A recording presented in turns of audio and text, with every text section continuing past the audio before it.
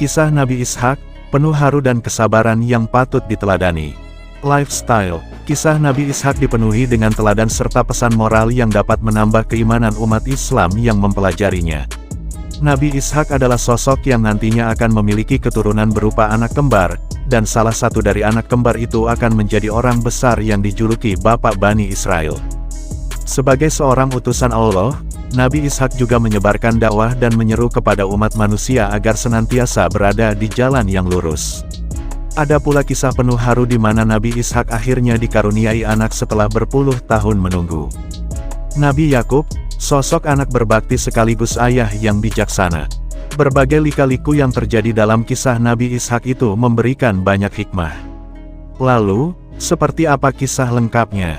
Simak lewat artikel di bawah ini. Kisah Nabi Ishak, kelahirannya dan perjalanan dakwahnya. 1.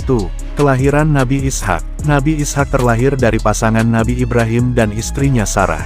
Nama Ishak diambil dari bahasa Ibrani dan memiliki arti harfiah yaitu tersenyum atau tertawa. Nama itu dipilih karena saat kelahiran Nabi Ishak, Sarah sangat senang dan tersenyum dengan lebarnya menyambut sang buah hati. Nabi Ishak diketahui lahir pada tahun 1761 sebelum Masehi di kota Kanan. Ia lahir saat kedua orang tuanya berada di usia senja, yakni saat Nabi Ibrahim berusia 100 tahun dan Sarah berusia 90 tahun. Kelahiran Nabi Ishak terpaut 14 tahun setelah Nabi Ismail lahir. Dalam Al-Quran Surat Hud ayat 69-73, disebutkan bahwa terdapat tamu-tamu yang mendatangi Nabi Ibrahim. Menurut Utsman ibnu Muhaisin, tamu-tamu tersebut adalah malaikat Jibril, Mikail, Israfil dan Rafel. Mereka datang kepada Nabi Ibrahim untuk mengabarkan berita gembira kepadanya bahwa seorang putra akan terlahir. Ayat tersebut berbunyi, dan istrinya berdiri lalu dia tersenyum. Maka kami sampaikan kepadanya kabar gembira tentang kelahiran Ishak dan setelah Ishak akan lahir Yakub. Qs Hud 71. Mendengar kabar tersebut, Sarah sangat terkejut sekaligus senang. Karena pada saat itu Sarah sudah berada di usia senja. Lahirnya Nabi Ishak merupakan kebahagiaan tersendiri bagi Nabi Ibrahim. Ia berharap anaknya tersebut akan meneruskan dakwahnya di tanah Palestina. 2. Kisah Nabi Ishak dalam berdakwah. Nabi Ishak diutus oleh Allah untuk meneruskan perjuangan Nabi Ibrahim yakni mendakwahi orang-orang Palestina yang masih menyembah berhala. Ia juga menyerukan perintah Allah yang lain seperti tauhid, menunaikan zakat, dan berbagai perbuatan baik lainnya. Nabi Ishak menjadi salah satu nabi yang namanya disebutkan sekaligus bersama dengan Nabi Ibrahim dan Nabi Yakub dalam surat Sa'ad ayat 45-47 yang artinya, "Dan ingatlah hamba-hamba kami, Ibrahim, Ishak, dan Yakub yang mempunyai perbuatan-perbuatan besar dan ilmu-ilmu yang tinggi. Sesungguhnya kami telah menyucikan mereka dengan menganugerahkan kepada mereka akhlak yang tinggi yaitu selalu mengingatkan manusia pada negeri akhirat. Sesungguhnya mereka pada sisi kami benar-benar termasuk orang-orang pilihan yang baik." Pernikahan Nabi Ishak dan kelahiran putra kembar. 1. Kisah Nabi Ishak menikah dengan wanita Irak. Terdapat suatu masa di mana ibunda Nabi Ishak yakni Sarah meninggal dunia terlebih dahulu. Sementara Nabi Ibrahim sebagai ayah dari Nabi Ishak kondisinya semakin menua dan Nabi Ishak sendiri saat itu tak kunjung menikah. Akhirnya seorang pelayan Nabi Ibrahim ditugaskan untuk mencarikan calon istri untuk Nabi Ishak. Pelayan ini kemudian mencari hingga ke Irak demi menemukan wanita yang cocok untuk Nabi Ishak. Sang pelayan akhirnya mempertemukan Nabi Ishak dengan seorang wanita bernama Rifkah. Akhirnya mereka berdua pun menikah saat Nabi Ishak menginjak usia 40 tahun. 2. Kelahiran putra kembar. Setelah menikah, Nabi Ishak dan istrinya pun menanti-nanti kelahiran anak mereka. Akan tetapi, belakangan baru diketahui jika Ribka yang menjadi istri Nabi Ishak ternyata memiliki kondisi mandul sehingga mereka pun begitu kesulitan mempunyai anak. Oleh karena itulah Nabi Ishak dan istrinya terus berusaha dan berdoa memohon kepada Allah agar dikaruniai keturunan. Nabi Ishak selalu berdoa dengan penuh ketulusan dan keyakinan demi mendapatkan buah hati.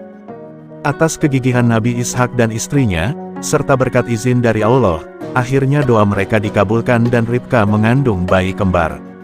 Saat itu Nabi Ishak diketahui sudah berusia 60 tahun. Putra yang paling pertama lahir diberi nama Esau, sedangkan putra kedua diberi nama Yakub.